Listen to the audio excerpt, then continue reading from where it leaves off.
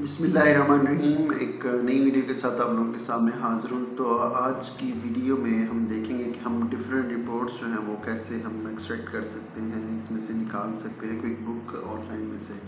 ठीक है, तो ये आपका होगा क्विक बुक डैशबोर्ड। हम कौन कौन सी रिपोर्ट्स इसमें निकाल सकते हैं, जो हमारी मोस्ट इम्पॉर्टेंट रिपोर्ट्स होती हैं वो कौन सी होती हैं। एक आपकी बैलेंस शीट होती है, ठीक है। उसके बाद इनकम स्टेटमेंट या प्रॉफिट एंड लॉस आप कह सकते हो उसे, कैश फ्लोज या statement of changes in equity है, ठीक है।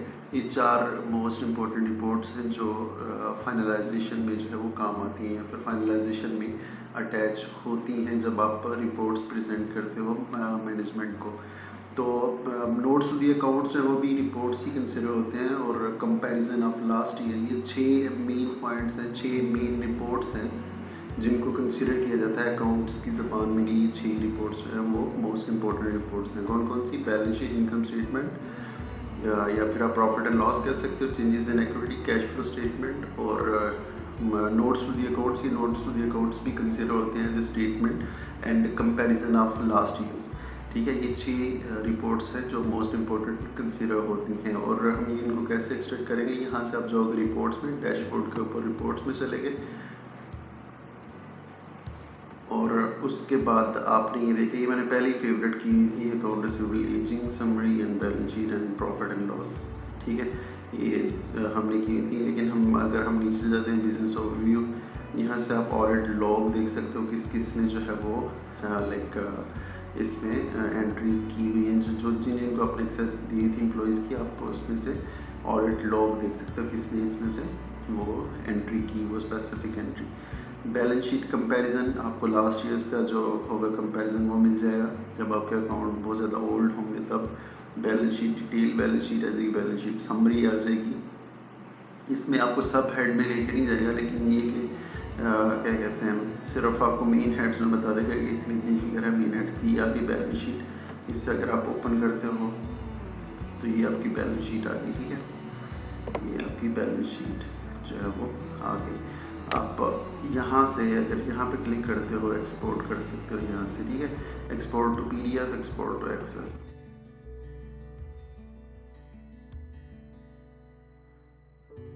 ठीक है, ये आ गई और इसे आप सेव एज पीडीएफ कर सकते हो इस रिपोर्ट को। ये आपकी बैलेंस शीट आ गई। ठीक है, तो इसी तरह अगर आप यहाँ से हम चले गए वापस, ठीक है, बैक आ गए, उसके बाद यहाँ से आपको प्रॉफिट एंड लॉस मिल जाएगा। यहाँ पे अगर आप क्लिक करते हो तो प्रॉफिट एंड लॉस आ गया। ये हमारा अगर डिस्काउंट जो था, income, discount given and sales.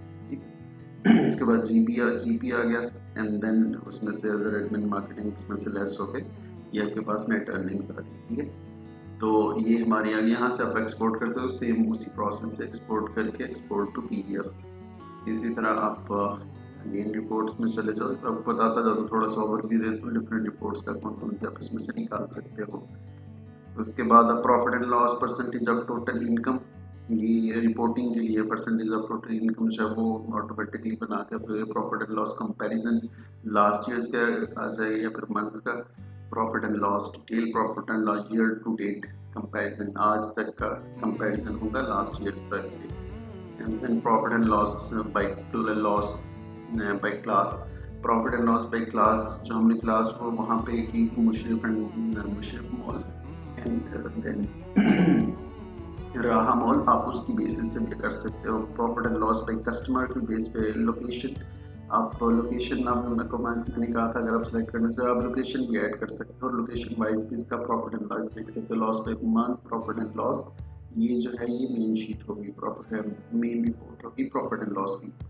Profit and loss quarterly का स्टेटमेंट ऑफ कैश फ्लोज है, ये कैश फ्लो स्टेटमेंट है। ठीक है,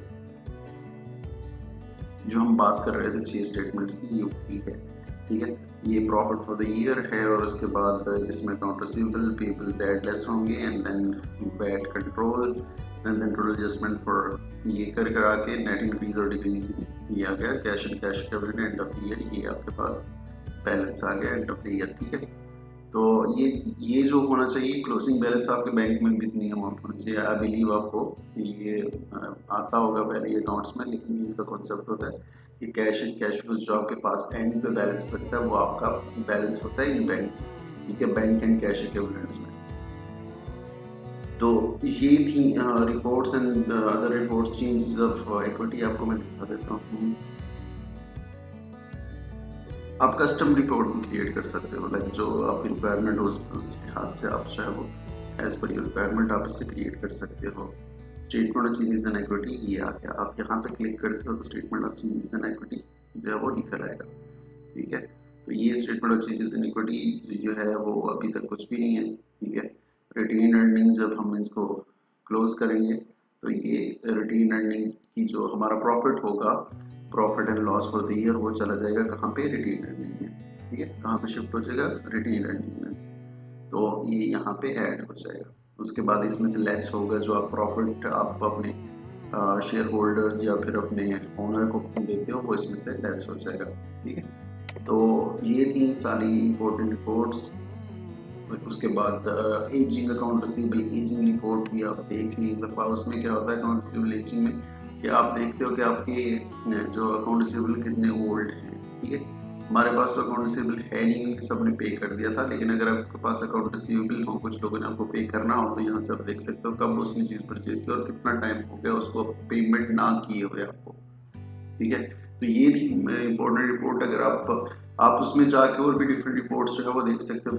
मेरा मेन पर्पस ये था कि आपको सिर्फ ये दिखा सकूं कि आप एक्सट्रैक्ट कैसे कर सकते हो, एक्सपोर्ट कैसे कर सकते हो डिफरेंट रिपोर्ट्स क्विक बुक से। ठीक है, तो आज के लिए इतना ही था। नेक्स्ट वीडियो तक अल्लाह हाफिज़।